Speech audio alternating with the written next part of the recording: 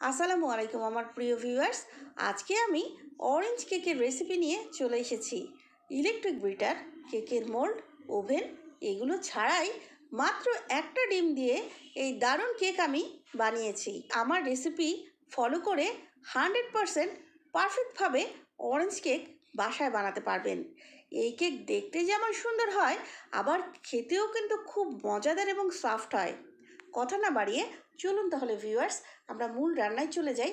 আমরা আমাদের কেক বানানো শুরু করি। প্রথমে একটা বাটিতে একটা ডিম, 1/4 কাপ চিনি, হাফ চা চামচ ভ্যানিলা এসেন্স নিয়ে নিচ্ছি। এখন একটা হ্যান্ড উইক্স দিয়ে খুব ভালোভাবে বিট করে নিচ্ছি। আমি কিভাবে এই দারুণ কেক বানিয়েছি সেটা জানতে হলে আমার সাথে থাকুন ভিডিওটির প্রথম থেকে শেষ পর্যন্ত। আর ভিডিওটি যদি পছন্দ হয় তাহলে একটা লাইক দিতে পারেন, ফ্রেন্ডস অ্যান্ড ফ্যামিলির সাথে শেয়ার করতে পারেন। আর আমার চ্যানেলে যদি আপনি নতুন হয়ে থাকেন তাহলে অবশ্যই নোটিফিকেশন অন করে চ্যানেলটি সাবস্ক্রাইব করতে পারেন।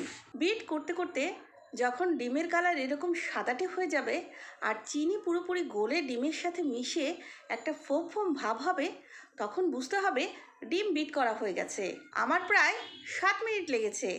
এখন আমি এর মধ্যে 2 টেবিল চামচ রান্নার তেল আর কয়েক ফোঁটা ইয়েলো ফুড কালার দিয়ে দিচ্ছি। খুব ভালোভাবে মিশিয়ে নিচ্ছি।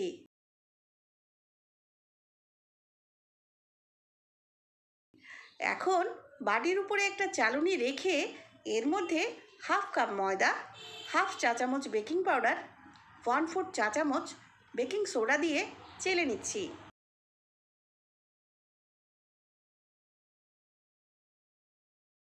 এবার একটা স্প্যাচুলা দিয়ে খুব ভালোভাবে মিশিয়ে নিচ্ছি যাতে ভেতরে কোনো লাম্পস না থাকে। এভাবে ঘুরিয়ে ঘুরিয়ে মেশাতে হবে। আমার মেশানো শেষ। এখন আমি এর মধ্যে দিয়ে দিচ্ছি 1 টেবিল চামচ অরেঞ্জ জুস। এবার আবারও আমি খুব ভালোভাবে মিশিয়ে নিচ্ছি। এখন একটা গ্রেটার দিয়ে এভাবে অরেঞ্জের খোসা গ্রেট করে নিয়ে হাফ চা চামচ মতো জিস্ট নিয়ে নিচ্ছি। হালকাভাবে গ্রেট করতে হবে যাতে সাদা অংশ চলে না আসে।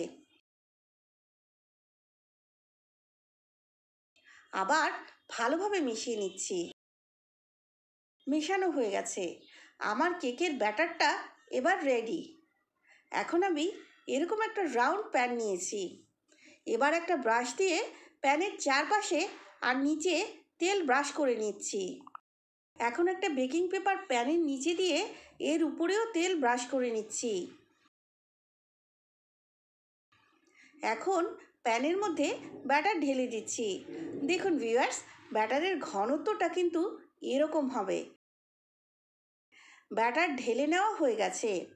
এখন প্যানটা ধরে একটু ট্যাপ করে নিচ্ছি যাতে ব্যাটার প্যানের মধ্যে ভালোভাবে সেট হয়ে যায়। এখন আমি প্যানটা ঢাকনা দিয়ে ঢেকে দিচ্ছি আর ঢাকনার ছিদ্রটা বন্ধ করে দিচ্ছি।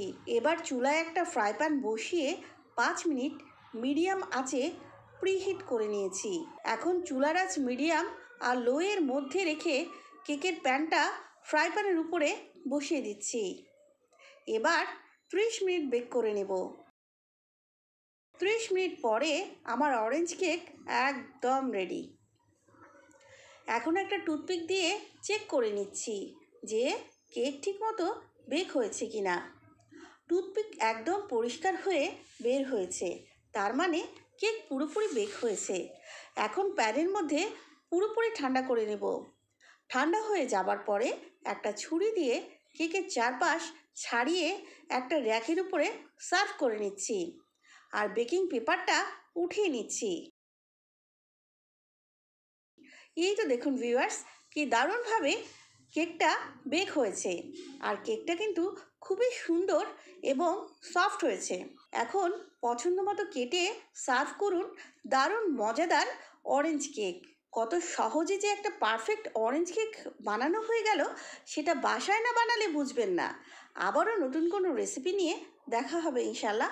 সবাই ভালো থাকবেন। আল্লাহ হাফেজ।